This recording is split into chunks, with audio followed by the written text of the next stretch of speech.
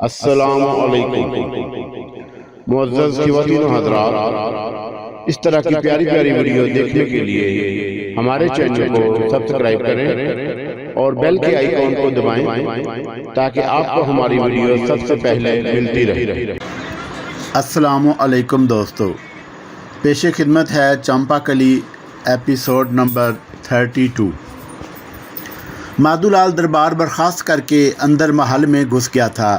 अपना कमरा बंद कर लिया और परेशानी के आलम में इधर उधर नाच रहा था। उसके दिन में कोई तरकीब नहीं आ रही थी। हर ख्याल उल्टा महसूस होता कि कैसे इस मुसीबत से जान बचाऊं। वो सोच रहा था और सोचते सोचते उसके जहन में एक तरकीब आ ही गई। वो कुछ ही से उछल पड़ा और उसने अपना दस्ते ख़ास के सालार को तलब कर लिया। ये सालार उसका ख़ास वफ़ादार था, लेकिन सूरत हाल से वो भी बाखबर हो चुका था और उसके चेहरे से परेशानी झलक रही थी। जी महाराज, ये कहकर उसने गर्दन झुका दी। तुमने देखा संतलाल, तुमने देखा कि सारे के सारे हमारे खिलाफ हो गए हैं। सारे के सारे ये चाहते हैं कि मैदान जंग में जाएं और जंग करें, मगर हम ये नहीं चाहते। किसी तरह कोई उपाय करो, कोई तरकीब सोचो। जो महाराज हुक्म दें, मैं तैयार हूँ, सल्तनाल ने कहा।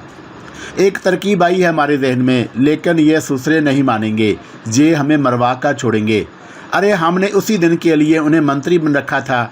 भगवान की सौगंध, अगर इस मुसीबत से हमारी जान बच गई तो सबसे पहले हम अपने सिपा सालार और मंत्री को कत्ल करवा देंगे और उसकी जगह किसी दूसरे आदमी को रखेंगे। बल्कि मैं यूँ करूँगा कि संतलाल कि मैं तुम्हें सालार बना दूंगा। अगर तुम बनना चाहो तो महामंत्री बन जाना। सालार किसी दूसरे को बना लेंगे, बस ये खतरा टल जाए। ये सारी बातें बाद में सोचने की सरकार, पहले ये बताइए कि क्या किया जाए। हाँ, वही तो बता रहा हूँ। तुम्हारे साथ कितने आदमी हैं? दस्ता खास के आदमी सरकार, संतलाल ने पूछा। हाँ, उन्हीं की बात कर रहा हूँ। 500 आदमी है महाराज, संतलाल ने जवाब दिया। तो फिर संतलाल यूँ करो कि रातों रात निकल जाओ। हमारी रियासत में जहाँ जहाँ बाग फैले हुए हैं वहाँ से सारे फूल तोड़ लाओ और रातों रात उनके हार बनवा लो। बाकी काम हम तुम्हें सुबह को बताएंगे, मगर यही शर्त है कि हम जो कुछ हम कहें वही होना चाहिए। तुम 4 आदमियों को मंत्री और सालार को बरवकत कर देना। अगर वो कोई गड़बड़ करें तो वहीं उनकी गर्दन उतार दी जाए। बोलो, करोगे ऐसा? महाराज का हुक्म है तो क्यों ना करूँगा महाराज। अगर मंत्री और सालार के कत्ल से सीना ही बिगड़ गई तो क्या होगा? जो होगा देखा जाएगा। एक खेल तो खेलना ही है। सीना अगर बिगड़ गई तो ज़्यादा से ज़्यादा यही करेंगी कि हमें मार देंगी। अरे रन में तो ना मरना पड़ेगा और उसमें तो बड़ी गड़बड़ होती है। बस तुम यूँ करो, मगर ज़रा होशियारी से। अगर बात बन गई तो तुम्हें इतना इनाम मिलेगा संतलाल के तुम सोच भी नहीं सकते। जो हुक्म महाराज, मैं जाता हूँ और ये काम कर लेता हूँ, संतलाल ने जवाब दिया और खुफिया तौर से अपने दस्ते को तैयार करके वो मुहिम शुरू की जिसका माधुलाल ने हुक्म दिया था। रातों रात हमलावर लश्कर ने किले के सामने पड़ाव डाल दिया। ताहद्दे निगाह फौजें ही फौजें फैली हुई थी। माधुलाल ने फसील पर चढ़कर उन फौजों को देखा और उसे चक्कर आ गया। भला ऐसे टिड्डी दिल लश्कर के लिए उनसे लड़ना कोई आसान काम था? मंत्री और सालार तो पागल हो गए हैं। महामंत्री और सालार ने अंदाज़ा कर लिया था कि जंग नागुज़ीर है, चुनाचा वो भी लश्कर की तैयारियों में मसरूफ़ हो गए थे। फिलवक़्त उन्होंने यही किया था कि फ़ौजों को मुनज़्ज़म करके किले में जमा कर लिया था और उनका ख्याल यही था कि किला बंद होकर जंग की जाए। लेकिन सुबह को माधुलाल की जानब से हुक्म मिला कि किले के दरवाजे खोल दिए जाएं और सेनाओं को हथियारों से लैस करके किले से बाहर निकाला जाए। ये हुक्म सालार और मंत्री के लिए तज्जुब खेज था, लेकिन जब उन्होंने देखा कि माधुलाल बदन पर ज़रा बख्तर सजाए जंग के लिए तैयार है तो उनकी आंखें मुसर्रत से चमक उठीं। माधुलाल को देखकर यकीन नहीं आया था, लेकिन ये एक हकीकत थी। माधुलाल ने करख्त लहजे में कहा, उसका घोड़ा लाया जाए और फ़ौजों को महल के दरवाजे से बाहर निकाला जाए। चुनाचा फ़ौरन उसकी बस बात पर अमल शुरू हो गया और माधुलाल सीना ताने सबसे पहले दरवाजे से बरामद हुआ और उसके पीछे सीनाओं का टिड्डी दिल बाहर निकल आया। हस्बे प्रोग्राम दस्ते के सालार ने 4 आदमियों को महामंत्री और सिपा सालार के पीछे लगा दिया था और उसके बाद दूसरी कार्रवाई में अमल शुरू हो गया। यानी वो गाड़ियाँ लाई गईं जिनमें फूलों के हार भरे हुए थे छकड़े के छकड़े बाहर निकाले गए और सब लोग उन छकड़ों को देखकर हैरान रह गए। महाराज माधोलाल की जन्म से हुक्म मिला कि ये फूल सेनाओं में तकसीम कर दिया जाएं। सेनाओं को हुक्म दिया गया कि हर सिपाही फूलों के हार लेकर आगे बढ़े और तलवारें झुका ले। दूसरी फौजों के सिपाही जब जंग करने आगे आएँ तो उनसे जंग करने की बजाय उनकी गर्दनों में फूलों के हार डाल दें। ये अजीबोगरीब हुक्म सुनकर सिपाही हैरान रह गए थे। कोई बात उनकी समझ में न आई। महामंत्री और सिपा सलार ने जब ये हुक्म सुना तो उनके चेहरे गजबनाक हो गए और उन्होंने एक दूसरे को देखा और फिर महामंत्री की आवाज़ उभरी। मैं सेनाओं को मुखातब करके कहता हूँ कि महाराज माधोलाल, अभी उसने इतना ही कहा था कि दफ़तन उसके गिर्द खड़े हुए सिपाहियों ने अपनी तलवारों की नोक उसकी गर्दन पर रख दी और कहा, मंत्री जी, अगर एक लफ्ज़ भी तुम्हारी ज़ुबान से निकला तो गर्दन उतार दी जाएगी। उन्होंने कहा और मंत्री ने खौफज़दा निगाहों से सालार की जनब देखा, लेकिन सालार खुद इस कैफियत का शिकार था। दोनों सिपाहियों की तलवारों की नोकों पर थे और उनकी ज़रा सी जुम्बश उन्हें ज़िंदगी से महरूम कर सकती थी। चुनाचा उन्होंने खामोशी में आफियत समझी और तलवारें नीचे गिरा दी। सेनाओं ने जब ये देखा कि महामंत्री और सालार इस बात पर आमादा हैं जिसका हुक्म माधोलाल ने दिया है, तो सब ही ने फूलों के हार अपने हाथों में ले लिए। सामने वाले लश्कर में तहरीक पैदा हुई। एक जयाला जवान तलवार हिलाता हुआ आगे बढ़ता नजर आया और उसके पीछे पीछे उसका मुहाफ़िज़ दस्ता था। शायद यही जवान उस लश्कर का राजा या सिपा सलार था जो उनके चेहरे पर एक स्याह निकाब पड़ी हुई थी, जिससे उसके खदोखाल आम लोगों की निगाहों से मादूम थे। मुहाफ़िज़ दस्ते की नरगे में गिरा हुआ वो बिल आकर वहाँ पहुँच गया जहाँ माधोलाल, महामंत्री और सिपा सलार और दूसरे बड़े लोग मौजूद थे। माधोलाल घोड़े से नीचे उतर आया और उसके हाथों में भी फूलों का हार था और वो हार लेकर दांत निकाले आगे बढ़ा। जय हो महाराज की, जय हो। जंग करने आए हैं मगर हम शांति के पुजारी हैं। हम आपकी गर्दनों में फूल डालना चाहते हैं और उसके बाद आप हमारी गर्दनें हमारे शानों से उतार ही क्यों न दें। हम जंग करने नहीं आए महाराज, और ना ये सेनाएं जंग करने आई हैं, बल्कि हम सब आप पर फूल निछावर करने निकले हैं। माधोलाल ने खुशामदाना लहजे में कहा। हमला आवर फौजें हैरान रह गई। नौजवान तिलक चंद मुस्कुराती आंखों से माधोलाल को देख रहा था और फिर उसने एक हकारत अमीद निगाह लश्करियों पर डाली और गर्जदार आवाज़ में बोला, भगवान की कसम, महाराज जयचंद के जीवन में ये लश्कर इतना बुज़दिल नहीं था। महाराज जयचंद बहादुर आदमी थे और जब तक वो हुक्मरान रहे उन्होंने कभी किसी दुश्मन को सर उठाने का मौका नहीं दिया। लेकिन आज मेरी निगाहें देख रही हैं कि तलवार पकड़ने वाले हाथ फूलों से खेल रहे हैं। वो जंग करने पर आमादा नहीं हैं और ये जो फौजें जंग ना कर सकें उन्हें ज़िंदा रहने का कोई अधिकार नहीं। मैं माधोलाल से नहीं, उन फौजों से पूछ रहा हूँ कि जयचंद की मौत के बाद वो इतने बुज़दिल क्यों हो गए। मुझे मेरी बात का जवाब दिया जाए। माधोलाल के फौजियों की आंखों में आग रोशन हो गई। उन सब ने फूलों के हार फेंक कर तलवारें निकाल ली और उनमें से एक छोटा फौजी अफसर आगे निकल कर बोला, खामोश, हम बुज़दिल नहीं हैं। हमसे तलवारें छीन कर हमारे हाथों में फूल समा दिए गए हैं। हम आज भी उतने ही बहादुर हैं जितने महाराज जयचंद के दौर में थे। और नौजवान शख्स, तू अपने आप को बेहद दलेर समझता है। इस वक्त हम माधोलाल की सरकर्दगी में तुझसे नहीं लड़ रहे, बल्कि महाराज जयचंद के नाम पर तुझसे जंग करना चाहते हैं। अपनी फ़ौजों को, अपने दस्ते को पीछे ले जा और जंग के लिए तैयार हो जा। छोटे से बहादुर अफसर की ये अल्फाज पूरी फ़ौज के लिए ताज़ियाना साबित हुए थे। चारों तरफ जय जयकार गूंजने लगी और माधोलाल का चेहरा जर्द पड़ गया। सारे ही पागल हैं, सारे ही पागल हैं, और तुम भी पागल मालूम होते हो नौजवान। आखिर तुम हो कौन? और ख्वाम ख्वाह तुमने मेरे आदमियों को जोश दिला दिया। मैंने बड़ी मेहनत से उन्हें इस बात के लिए राज़ी किया था कि वो जंग ना करें, मगर तुम भी सर फिरे ही मालूम होते हो। भाई, तुम्हारे आदमी तो कटेंगे और तुम सब भी मरोगे, हम अकेले थोड़ी मरेंगे। क्यों जंग कर रहे हो? वापस लौट जाओ, या फिर ये बताओ कि तुम क्या चाहते हो। नौजवान की आंखों में मुस्कुराहट थी और उसने फिर उसी लहजे में कहा, भगवान की सौगंध, ये देखकर बड़ा अफसोस हुआ था कि महाराज जयचंद के सिपाही बुज़दिल हो गए हैं, लेकिन अब सारा करूद मुअत्तल हो गया है। मगर माधोलाल जी, तुम्हें इन सिपाहियों की सरबराही का कोई हक नहीं। ये जयचंद के सिपाही हैं और रहेंगे। मेरी लड़ाई सिर्फ तुमसे है, इन सिपाहियों से नहीं। देखने वालों, देखने वालों, माधुलाल को देखो और इसे अच्छी तरह पहचान लो। तुम्हें ये बात मालूम ना हो कि यह महाराज जयचंद का कातिल है और इसने धोखे से महाराज को शिकारगाह में कत्ल किया था, सिर्फ इसलिए कि ये राजा बन जाए। और उसके बाद उसने महाराज के बेटे तिलक चंद को पत्थरों के कैद में कैद कर दिया और रानी शारदा को भी धोखा देकर उसी गार में ले गया।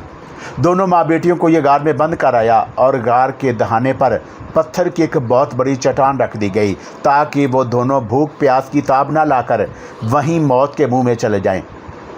मगर भगवान ने उनकी सहायता की और वो वहाँ से निकल आए। मगर रानी शारदा अपने बेटे तिलक चंद से बिछड़ गई थी। वो कहाँ गई ये मैं नहीं बता सकता, लेकिन मुझे ये मालूम है कि तिलक चंद कहाँ है। माधुलाल की तकदीर ही खराब थी, सारे काम उल्टे हुए जा रहे थे। ये तिलक चंद का किस्सा कहाँ से निकल आया और ये जवान उसके बारे में इतनी तफसील से कैसे जानता है, ये बातें उसकी समझ से बाहर थीं। महामंत्री और सिपा सलार को जिन लोगों ने अपनी तलवारों की नोकों पर मैसूर कर रखा था, ये तमाम बातें सुनकर उनकी तलवारें भी नीचे हो गईं और महामंत्री और सिपा सलार घोड़ा दौड़ाते हुए आगे निकल आए और उनकी आंखों से खून टपक रहा था। उन्होंने माधुलाल को देखकर नफरत से ज़मीन पर थूक दिया। ये राजा है, ये राजा बनने के काबिल है, लेकिन नौजवान, तुमने जो इस पर इल्ज़ाम लगाया है उसका कोई सबूत है तुम्हारे पास? हाँ, सबूत है मेरे पास। क्या सबूत है, हमें बताओ। अभी हम सब से जंग ना करो। अगर महाराज वाकई जयचंद का कातिल है तो मैदान जंग में जो फैसला होगा वो कुछ और ही होगा, महामंत्री ने कहा। तमाम सीना माधुलाल के खिलाफ हो गई थी और उसे नफरत भरी निगाह से देख रही थी। तब तिलक चंद ने अपने चेहरे से वो स्याह निकाब हटा दिया जिसने उसका चेहरा छुपाया हुआ था।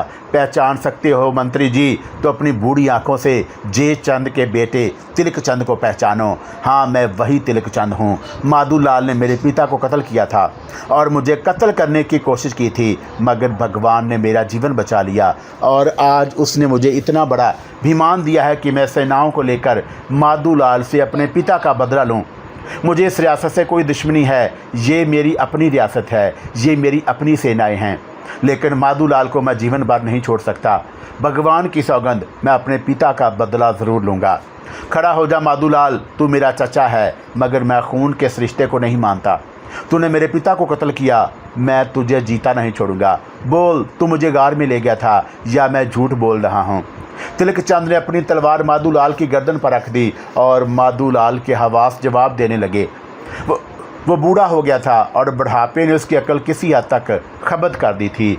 इधर उधर देखकर उसने आवाज़ें लगाई, ओ पापियों, ओ नमक हरामो, ज़रा सी देर में बदल गए। मैं राजा हूँ, मेरी बात मानो। ये जयचंद के बेटे की बात मान रहे हो, कत्ल कर दो इसे, घेर लो चारों तरफ से। ये पापी जीता कैसे बच गया, ये गार से कैसे निकल भागा? वो खौफजदा लहजे में अपनी फ़ौजों को मुखातब करके बोला और महामंत्री और सिपा सलार अपनी जगह से हटकर उसके नज़दीक आ गए थे और उन्होंने उसे गिरेबान से पकड़कर आगे किया और तिलक चंद के आगे अपनी तलवार झुकाकर बोले, तुम्हारा मुजरम हाजिर है तिलक चंद। जयचंद महाराज के खून का बदला ज़रूर लिया जाएगा। हम आज भी जयचंद महाराज के वफ़ादार हैं और माधुलाल को राजा नहीं मानते। ये तुम्हारे सामने है महाराज तिलक चंद, इसकी गर्दन उतार दो, हम इसके खून के प्यासे हैं। तिलक चंद ने माधुलाल की तलवार की नोक के ज़ोर पर खड़ा किया और माधुलाल थर थर कांपने लगा। मुझे छोड़ दे पापी, हथियारे मुझे छोड़ दे। हाँ, तू जवान कैसे हो गया? मैंने तो तेरा ख़तरा ही मिटा दिया था, पर हे भगवान, ये क्या किया तूने? माधुलाल अपना सर पीटने लगा और तिलक चंद के होठों पर मुस्कुराहट फैल गई। ऐसे नहीं माधुलाल, ऐसे नहीं, मैं तुझे ऐसे नहीं मारूंगा। पापी, तूने हमारे साथ जो कुछ किया था अब तुझे उसका पूरा पूरा खमियाजा भुगतना होगा। इसे गिरफ्तार कर लो और महल में ले चलो। मेरी सेनाएं यहीं क़याम करेंगी और मैं माधुलाल का किस्सा पाक करके यहाँ से जाऊँगा, तिलक चंद ने कहा और उसकी हदायत पर सिपा सलार और उसके साथियों ने माधुलाल को गिरफ्तार कर लिया। वो उनकी गिरफ्त में उछल कूद मचा रहा था। तिलक चंद बड़े क्रूफर के साथ उस महल में दाखिल हुआ जहाँ उसने जन्म लिया था और जहाँ वो परवान चढ़ा था और उसकी आंखों में आंसू आ गए। एक एक चीज़ उसे याद आई, रानी शारदा, महाराज जयचंद और न जाने क्या क्या। महामंत्री और सिपा सलार बड़े एहतराम के साथ उसे दरबारियों के साथ महल के अंदर ले गए थे और अंदर महल के कमरा ख़ास में उसके लिए निशस्त का बंदोबस्त किया गया। वो सब उसकी खिदमत में हाज़िर हो गए। माधुलाल रस्सियों में जकड़ा हुआ एक जन्म खड़ा था और उसकी आंखों से खौफ व बहरास टपक रहा था। तब महामंत्री ने पूछा, माधोलाल के लिए क्या हुक्म है महाराज तिलकचंद? अभी उसे कैद कर दिया जाए, उसका फैसला मैं 1 आध दिन में करूँगा। जो हुक्म महाराज, महामंत्री ने कहा और सिपाहियों को हुक्म दिया कि माधोलाल को कैद खाने में डाल दिया जाए और उसकी कड़ी निगरानी की जाए। फिर महामंत्री ने तिलकचंद से कहा कि ये तो बताइए महाराज, ये सेनाएं, ये लश्कर किसका है और आपका इनसे क्या नाता है? मैं इनका राजा हूँ। मैं गार से निकलकर इंतहाई मुश्किल और तकलीफ़ की ज़िंदगी गुजारता हुआ बिलाखिर कैदो राज तक पहुँच गया और कैदो राज के आगोश में मैंने एक और नाम से परवरिश पाई, जबकि मैं जानता था कि वह माधोलाल का दोस्त और बहादुर जयचंद का दुश्मन है। लेकिन मैंने दुश्मन ही की गोद में परवरिश पाकर बिल आकर उसकी हुकूमत हासिल कर ली और अब मैं कैदो राज की सल्तनत का राजा हूँ। मैं वहाँ राजा हरिराज के नाम से हुकूमत करता हूँ। लेकिन मेरा मिशन असल में यही था कि किसी तरह अपने पिता जयचंद के कत्ल का बदला लूँ और आज भगवान ने मेरी यह ख्वाहिश पूरी कर दी। तिलकचंद ने जवाब दिया। महामंत्री और दूसरे दरबारी उसकी राम कहानी पर हैरान रह गए। महामंत्री ने दरख्वास्त की कि महाराज तिलकचंद, आपकी असल रियासत तो यही है। माधोलाल पापी जयचंद को कत्ल करने के बाद कुछ देर तक राजा ज़रूर रहा, लेकिन भगवान की सौगंध, ये राजगद्दी आपका इंतज़ार कर रही थी। अब तो आप आ गए हैं महाराज, तो इस राजगद्दी का कोई और मालिक नहीं हो सकता। हमारी आपसे दरख्वास्त है कि आप हम पर हुकूमत कबूल कर लें और कल सुबह दरबार आम में महाराज जयचंद का ताज आपके सर पर रख दिया जाए। तिलकचंद की आंखों के आंसू उसके गालों पर लड़क आए थे और उसने किसी कदर भराई हुई आवाज़ में कहा, काश आज हमारी माता जी भी ये मंजर देखने के लिए ज़िंदा होती। काश वो भी महाराज जयचंद के कातिल को अपनी आंखों से कैफरे करदार तक पहुंचते हुए देख सकती। लेकिन हमें नहीं मालूम कि वो कहाँ है। आप आज्ञा दे महाराज, हम रानी शरदा की तलाश में ज़मीन व आसमान एक कर देंगे और उन्हें तलाश करके ही दम लेंगे। महामंत्री ने कहा, अगर तुम ऐसा करो तो तुम्हारा हम पर बड़ा एहसान होगा। महामंत्री जी, मैं चाहता हूं कि माधोलाल को माता जी के सामने ही सज़ा दूं ताकि उनका मन भी ठंडा हो सके। मैंने अब तक उनकी तलाश की बहुत खुफिया कोशिशें की हैं, लेकिन उसमें कामयाब नहीं हो सका। ये मेरा मन कहता है कि माता जी ज़िंदा हैं और जीवन में पहली बार मन की बात मान रहा हूँ। मेरे साथियों और महामंत्री जी, अगर तुम लोग रानी शरदा को तलाश करके मेरे हवाले कर दो तो मैं जीवन भर तुम्हारा एहसानमंद रहूँगा। ये हमारा फ़र्ज़ है महाराज। भगवान ने आज ये खुशी का दिन दिखाया है। हम इस सिलसिले में अपनी पूरी कोशिशें करेंगे। आप चिंता ना करें, रानी शरदा ज़रूर मिल जाएंगी। तब तक पापी माधोलाल को कैद रखा जाए। महामंत्री ने कहा। सारी रियासत में धूम मच गई। लोगों के गौल सड़कों पर खड़े चैम गोइयाँ कर रहे थे। जंग, जिसके ख्याल ने रियासत के लोगों को परेशानी में मुब्तला कर दिया था, अब एक खुशी में बदल गई थी। जंग नहीं हुई थी और तिलकचंद की सेनाएं बाहर खड़ी हुई खुशी के शादियाने बजा रही थी। बगैर जंग के इतना बड़ा मार्का सर हो गया था और ये बात कम खुशी की ना थी। जश्न की तैयारियां जारी थी और लोग रातों रात जश्न मनाने के लिए तैयार हो गए। हर शख्स खुशी में मस्त था और सबको इस बात पर हैरत थी कि किस तरह जयचंद का बेटा तिलकचंद एक तवील अरसे के बाद अपनी रियासत वापस आया और बिल आखिर रियासत का राजा बन बैठा। दूसरे दिन महामंत्री ने दरबार आम बर्पा किया। सारे मुअज़्ज़िज़ीन दरबार में जमा हो गए। जो अफवाह कल गर्दिश कर रही थी वो आज हकीकत के रूप में मौजूद थी। माधोलाल को भी कैदी के हैसियत से सामने लाया गया और उसका सर झुका हुआ था और रातों रात उसका चेहरा जर्द पड़ गया था। बाहर रियासत के अवाम नारे लगा रहे थे कि माधोलाल को उनके सामने सूली पर लटकाया जाए और उनका जोशो खरोश देखने के काबिल था। तिलकचंद की ताजपोशी के इंतजामात हो रहे थे। तिलकचंद की आंखों में अब भी नमी थी और उसके जहन में बार बार रानी शरदा का ख्याल आ रहा था। काश आज वही सब कुछ देखने के लिए उसके साथ मौजूद होती। और फिर आज मुकुट तिलकचंद के सर पर रख दिया गया और चारों तरफ खुशी के नारे बुलंद होने लगे। तिलकचंद की जय, महाराज तिलकचंद की जय। दिल तो आज रानी शरदा का भी बहुत खुश था, लेकिन चंपाकली का कहका सुनकर वो उसकी तरफ देखने लगी। क्या बात है दर्शना, बड़ी खुश नज़र आ रही है तू, रानी शरदा ने पूछा। हाँ माताजी, समय आ गया है, समय आ चुका है, बस थोड़ा सा इंतज़ार, बहुत थोड़ा सा इंतज़ार, दर्शना ने कहा और रानी शरदा ताज्जुब से उसकी सूरत देखने लगी। किसका इंतज़ार, कैसा इंतज़ार, साफ साफ बताओ दर्शना। क्या कह रही है तू? मैं तो इतनी उलझ कर रह गई हूँ कि बस जब भी तेरे मुंह से कुछ सुनती हूँ तो खौफजदा हो जाती हूँ। मगर बात अब खौफ की नहीं है, बल्कि समझ लें कि बस आपकी खुशियाँ फिर भगवान ने लौटा दी हैं। मगर हो क्या गया, मुझे बता तो सही। बहुत थोड़ा समय रह गया है माता जी, जब हम वापस वहाँ चले जाएंगे जहाँ से आए थे। बहुत ही थोड़ा समय, यूँ समझ लीजिए कि बस वो आने ही वाला है। कौन? रानी श्रद्धा के सांस तेज़ हो गए और उसके चेहरे पर सारे जहान की मोहब्बतें और ममता सिमट आई थी। दर्शना, तुझे भगवान का वास्ता मुझे बता तो सही कि तू क्या कहना चाहती है। बस माता जी, वो देखो दरवाजे के बाहर कौन है? चंपा कलीपुर इसरार लहजे में बोली और रानी श्रद्धा का चेहरा दरवाजे की तरफ घूम गया। पूरनलाल उसी दरवाजे से अंदर दाखिल हुआ था और उसके होंठों पर एक अजीब सी मुस्कुराहट फैली हुई थी। अंदर आकर उसने रानी श्रद्धा के पांव छुए और सीधा होकर बोला, आपके लिए एक बहुत बड़ी खुशखबरी लाया हूँ रानी जी। भगवान तुम्हें सुखी रखे पूरनलाल। क्या खुशखबरी है? मेरे लिए न जाने क्या कह रहे हो तुम सब के सब। हालांकि आपने हमसे बहुत कुछ छुपाया था मगर रानी जी, लेकिन भगवान मेरी गर्दन ऊंची करना चाहता था। ये बड़ा काम मेरे हाथों अंजाम पाता था और मुझे बेहद मसरत है कि मुझे आपकी सेवा करने का फ़ख्र हासिल रहा। तैयार हो जाइए रानी श्रद्धा, आपका बेटा तिलक चंद अपने पिता जय चंद के तख्त पर तख्ते नशीन हो चुका है। क्या? और जैसे रानी श्रद्धा का कलेजा हलक से बाहर निकल आया और उसका मुंह हैरत से खुला रह गया। वो नीम दीवानी सी हो गई और वो हंस रही थी, रो रही थी, बिलक बिलक कर रो रही थी और हल्क फाड़ फाड़ कर हंस रही थी। तुम सच कहते हो? क्या तुम सच कहते हो? क्या वाकई ऐसा हो गया? क्यों मेरे साथ मजाक कर रहे हो? अरे मैं ऐसी हो गई हूँ कि अब कोई मजाक बर्दाश्त नहीं कर सकती। मुझे सच सच बता दो, तुम्हें भगवान का वास्ता मुझे सच सच बता दो।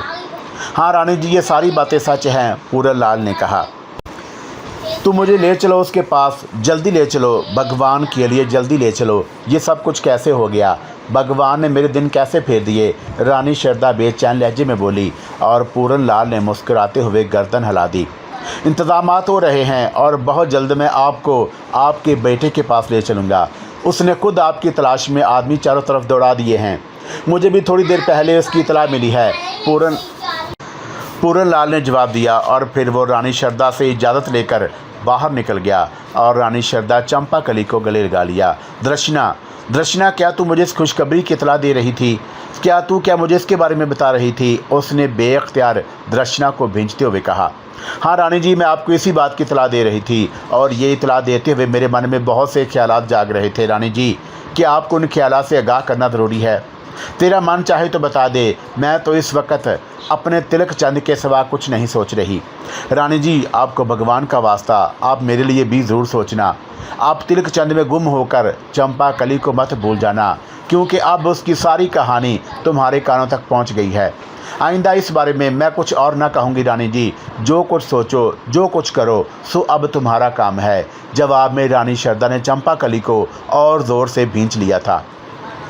खूबसूरत रथ में चंपा कली रानी श्रद्धा के साथ बैठी हुई थी। बहुत से घोड़े पीछे थे, बहुत से आगे, और उन सब की क़यादत खुद पूरनलाल कर रहा था।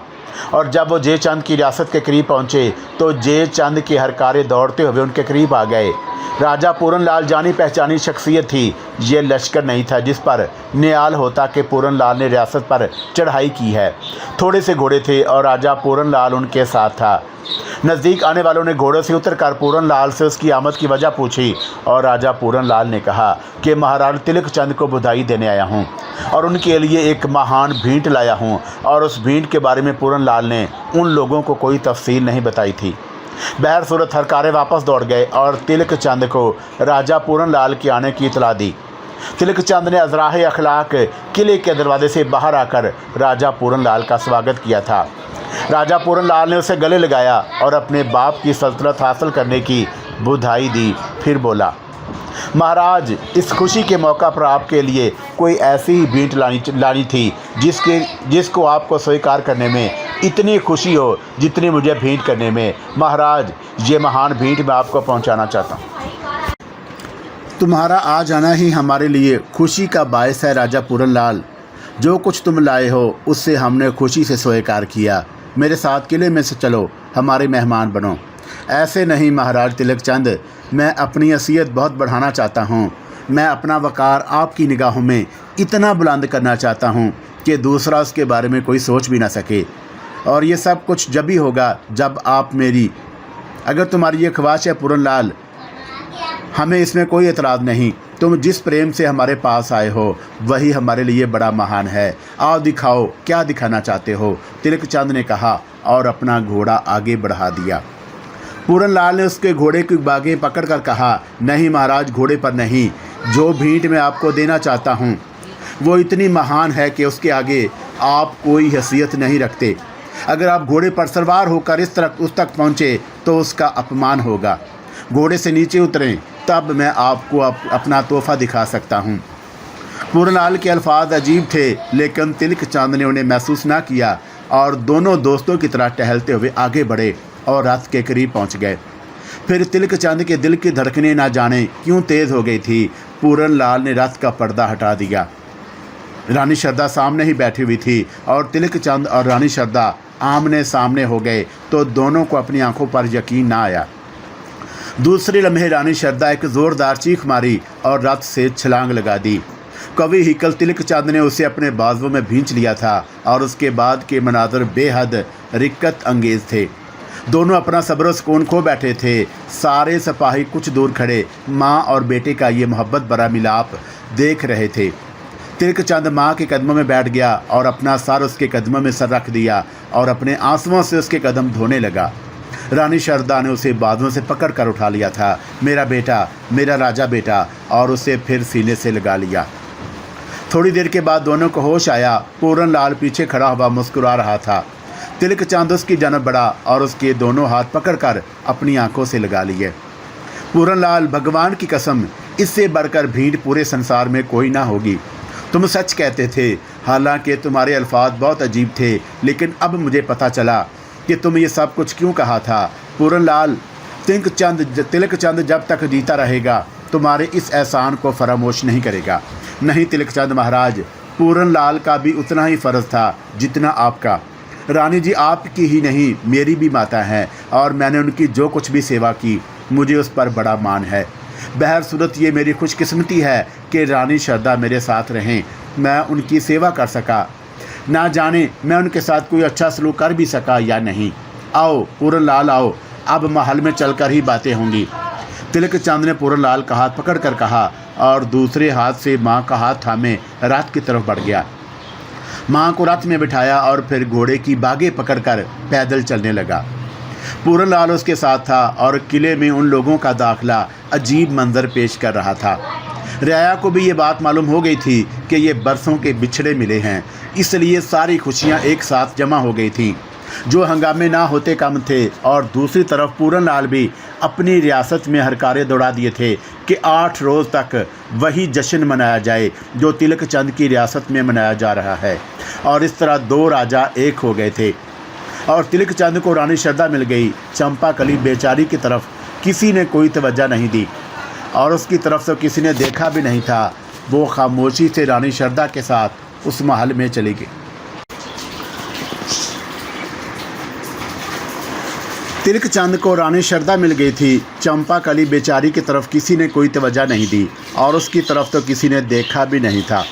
वो खामोशी से रानी शरदा के साथ उस महल में चली गई और एक कोने में बैठकर अपनी तकदीर के फ़ैसले का इंतज़ार करने लगी।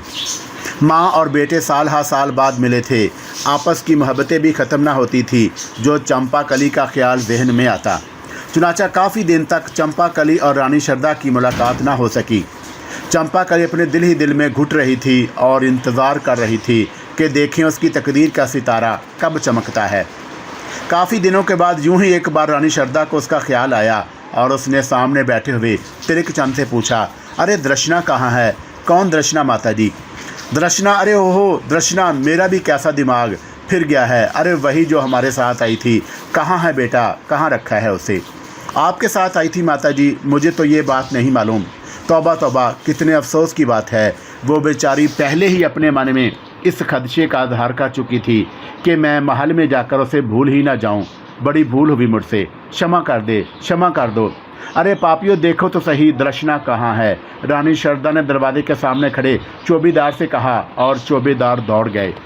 मगर माताजी ये दर्शना कौन है और आपके साथ कहाँ से आई है? दर्शना की कहानी बहुत लंबी है, मैं तुझे इत्मीनान से सुनाऊंगी। मुझे तो बस ये अफसोस हो रहा है कि मैंने उससे इतनी लापरवाही क्यों बरती। कैसा खुदगर्ज होता है इंसान। जिस बच्ची ने उसे इतने अरसे में मेरी दिलजोई की, मेरी खिदमत की, मैं उसे इस तरह भूल गई। बड़ा ही बुरा हुआ। मैं कैसे उसके सामने सर उठा सकूंगी। ताज्जुब है माताजी, और मुझे तो ऐसी किसी लड़की के बारे में मालूम ही ना हो सका। तिलक चंद भी हैरत से बोला, और फिर उसने बाहर निकलकर दूसरे लोगों को भी दर्शना की तलाश की हदायत कर दी। लेकिन दर्शना को तलाश करने की ज़रूरत ना पड़ी। लोगों को मालूम था कि वो कहाँ है। चुनाचा थोड़ी देर के बाद वो चौकीदार के साथ रानी शारदा के कमरे में पहुंच गई।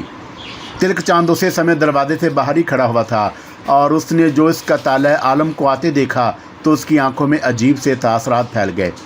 ऐसा हसीन चेहरा, ऐसा हसीन वजूद जो उसने चश्मे तस्वर में भी ना देखा था। और उसके मन में तो बस एक आवाज़ बसी हुई थी, वो आवाज़ जो उसकी ज़िंदगी की साथी थी और जिसने उसने अब तक सहारा दिया था।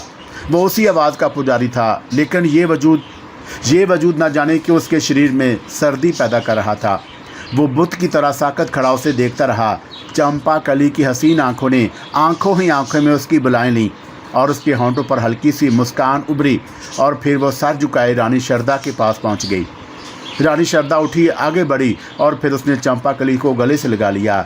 चंपा कली की शिकायत भरी आवाज़ उभरी, मैं आपको याद आ गई माताजी। और रानी शारदा ने गर्दन झुका दी। भगवान की सौगंध, बड़ी भूल हुई थी मुझसे दर्शना, बड़ी ही भूल हुई थी कि मैं इतने दिन तक तुझसे ना मिल सकी। क्षमा कर दे मुझे मेरी बच्ची, मुझे क्षमा कर दे। अरे नहीं माताजी, मैंने इसलिए ये बातें थोड़ी कही थी। आप तो शर्मिंदा करने लगी। भगवान के लिए ऐसी बातें ना करें, मैं आपके कदमों की खाक हूँ, दर्शना ने कहा। लेकिन तिलक चंद पर तो हैरतों के पहाड़ टूट पड़े थे। उसकी आंखों में एक अजीब सी रोशनी फूटने लगी। आवाज़ जो दर्शना के होंठों से निकल रही थी, वही आवाज़ तो थी जो आज तक उसके कानों में गूंज रही थी। नहीं, वो आहिस्ता से बड़बड़ाया, ये नहीं हो सकता। मोहतरम, मेरे दोस्त, मेरे सामने आ, मेरे कानों में बोल। मैं ये क्या देख रहा हूँ? जो कुछ देख रहा हूँ ये मेरे कानों का कसूर है, या तूने कोई शरीर अपना लिया है? उसने मन ही मन में सवाल किया, और वो जो हमेशा उसके मन को शांत करने आ जाती थी, आज उसके मन को शांत करने ना आई, और कोई आवाज़ ना उभरी। तो तिलक चंद ने बेचैनी से पूछा, मैं तेरा इंतज़ार कर रहा हूँ, मुझे जवाब दे, मैं मर जाऊँगा। भगवान की सौगंध, मैं ये सब कुछ बर्दाश्त नहीं कर सकता। संसार में मेरे लिए तेरे सिवा और कोई नहीं। मैं तेरा पुजारी हूँ, तुझे चाहता हूँ, और किसी और को मेरे नज़दीक ना आने दे। सहायता कर, हमेशा की तरह सहायता कर। तू मेरे कानों में बोल, ये सब कुछ क्या है? दिल उसकी तरफ क्यों जा रहा है? मैं किसी दूसरे को अपना मान नहीं दे सकता। वो अपने कानों में किसी जानी पहचानी गूंज का मुंतज़िर था, लेकिन वो आवाज़ उसके कानों में ना गूंजी। अलबत्ता चंपा कली उसकी तरफ मुड़कर मुस्कुराती हुई बोली थी, माताजी, ये राजकुमार, मेरा मतलब है कि राजा जी क्या मन में बातें क्या करते हैं? और रानी शारदा चौंक पड़ी। तिलक चंद किससे बातें कर रहा है रे? आ नज़दीक आ, देखो ये दर्शना है। रानी शारदा की आवाज़ भी तिलक चंद के हवास ना जागे, और वो पागलों की तरह उसे घूरता रहा। रानी शारदा ने खुद ही आगे बढ़कर उसका बाजू पकड़ा और बोली तो वो चौंक पड़ा। अरे क्या सोच रहा है तू? मैं बुला रही हूँ तुझे और तूने मेरी आवाज़ ही ना सुनी। नहीं माताजी नहीं, मैं नहीं आऊँगा आपके पास। ये कौन है?